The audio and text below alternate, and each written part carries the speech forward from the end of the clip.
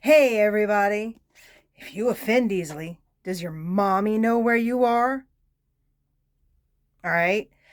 We're going to make this hopefully short, sweet, and to the point today. Although, I've said that in other videos and I just never wind up accomplishing that. So, we're going to see how this turns out. All right, everybody. Now, before I get into the reading, y'all, I want to get into this little thing I found on the internet today, okay? Okay, I understand fight or flight. We all know fight or flight. And then one of my therapists, helped me with. She gave me a book, "What Happened to You" by Dr. Bruce Perry and Oprah Winfrey. I think I've referenced it before.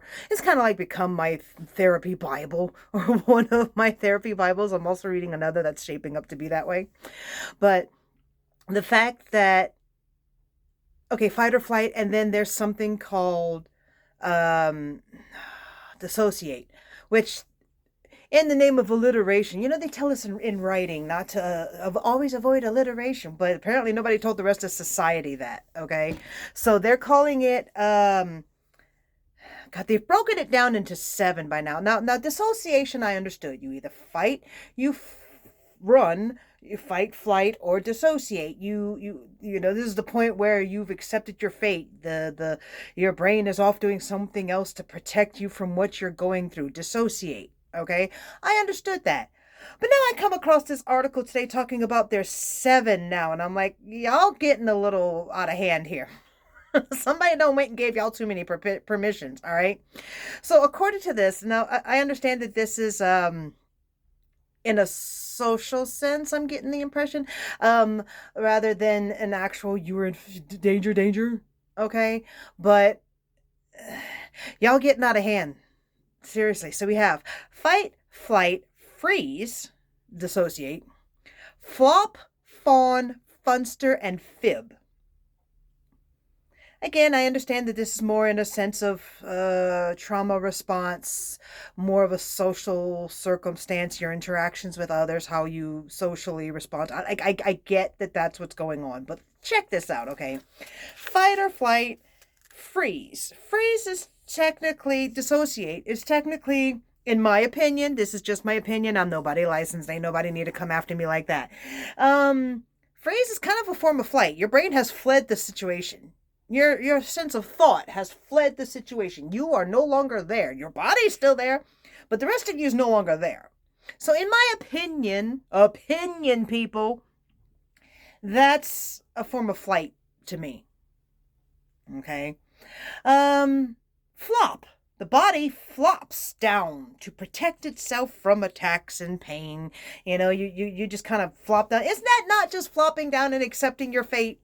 Okay, you curl up in a tight ball, you're protecting yourself, but then otherwise you're not fighting the situation, so you're just kind of checked out again. You've again opted for flight. You've accepted your fate to the best of your ability, and then you're gone.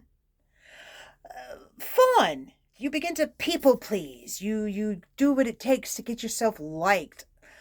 Again, I understand this is social, but if you are actively trying to do something about your circumstance, then you are fighting. This is a form of fighting. Fawning is a form of fighting. You're trying to appease. You're actively interacting with your opponent and trying to do something about it. That's a form of fight, in my opinion. Same thing with the funster. You're sitting there playing the clown. You're interacting and you're being the fun one that nobody can hate because they're the fun guy. That's a form of fight. That's how you're choosing to fight your situation. You haven't lain down and accepted your circumstances. You're not departed from your circumstances. You're actively engaging with your circumstances. That is a form of fight. And then fib, you conceal guilt. That honestly I could see it going either way because you're actively doing something about your circumstances by fibbing, but you're also avoiding the circumstances by fibbing. So it could honestly be fight and flight at the same time. But my point is y'all have gotten out of hand. Damn, people, okay, you want to break it down? In my opinion, this shouldn't be like a hierarchy of 7. This should be fight and flight and then a tier coming down from there. I guess that's the hierarchy. You know what I mean. But this is Stop adding words to say the same thing. I'm starting to feel like George Carlin breaking down the Ten Commandments. Y'all need to quit. Now, putting that aside, that's my gripe and my vent. We're going to talk about this tarot deck. Now, as I've said before, I haven't read in 2 years, and I'm kind of waking back up and getting to know, getting to remember things that I haven't actively done in a while, this including going through all my old tarot decks and reacquainting myself with them. And y'all know how the reacquainting part has gone. Y'all have seen me fumble a bit and have to reference some other decks in my readings just because it's been that long.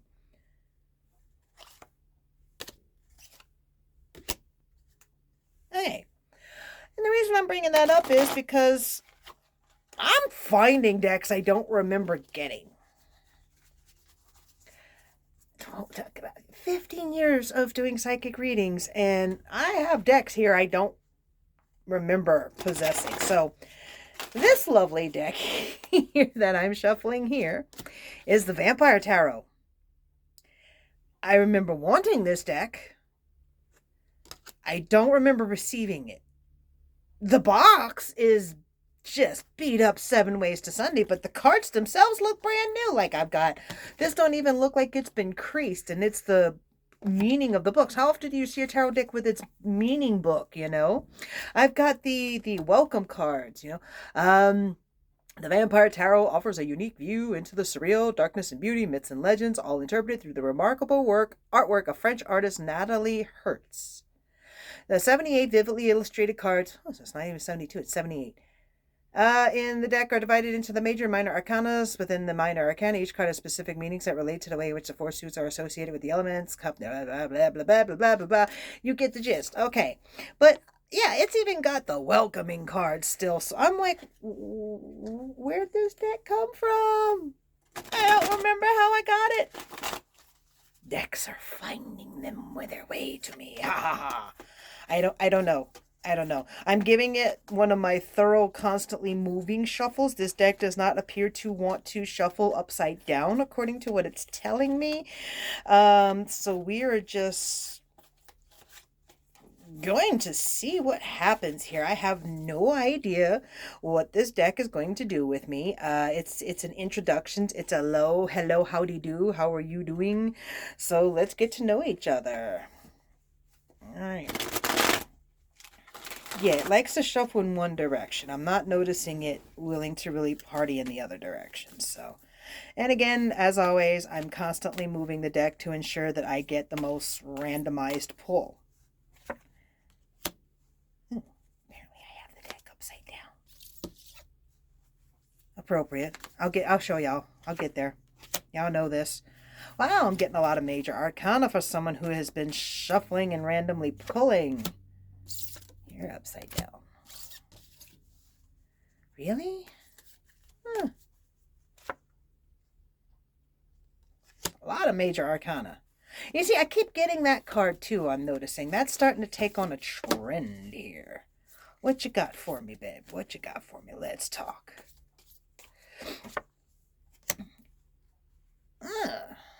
Okay. All right. We got 5 cards here. Let's see what we get. We're gonna... And ta-da! Some beautiful artwork on this. All right, so the moon. And I think y'all can kind of start to see how my design has been going. It's the moon phases. So I'm a Cancer. I'm a moon child. I'm not surprised to see this card. It's come up before in some of our previous readings. So as always, the dark side of life, what's lying underneath, the mystery behind, the light and the darkness that guides the way, the new illumination when everybody else is kind of blinded by the circumstances, the phases, the cycles, the insanity. Here it is. So basically, it's me. I've been getting the Wheel of Fortune a lot, too. Y'all might remember this. What goes down must come back up, or at least that's the phase that I'm on right now, where I'm on the uptick. Yay! So I can tell y'all I'm still growing. I'm still expanding, evolving. So I don't feel like I'm back on the downward turn yet. This one, if I can grab it, like I said, new deck. This one's a little what's going on here? Because Ten of Wands, it's usually like this major entrapment, this major imprisonment, this. Am I remembering this correctly, or am I thinking of Swords? You see, now we got to do that. Now we got to go reference another deck. Wait, I have the book right here. Somewhere right here. Thank you. Try and keep the camera steady for y'all. I don't know if I'll succeed. Probably not.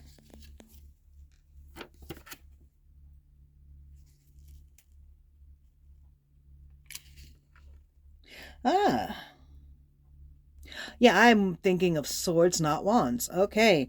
So, points to a painting of a laughing bat who embodies celebration and accomplishment. It's a sign of renewal, professional success, new alliances, and positive experiences. So, apparently this is a good card, not a card to be concerned about like I originally thought. Like I said, folks, practice makes perfect, and y'all are here for the ride as I get back into the swing of things. Okay, so we have the Hanged Man. Now, we've been getting this one in the readings a lot too, where it's only a matter of time. I learned that particular aspect of the Hanged Man from the Cat People Tarot deck, because it's only a matter of time before he comes down. You're hanging right now, you're in some sort of suspended punishment, you will learn your lesson and come back down and whatnot. But I'm looking at the fact that this is a vampire tarot deck. He's just chilling with his homies. Yeah, I actually said it like that, okay? He's chilling with his homies. He's amongst his own kind. Everybody's used to being upside down. You know, you're eventually going to come down and go off in search of food. But for now, you're nice and cozy. Everybody's all wrapped up together. You're where you need to be. We're going to look at it like that.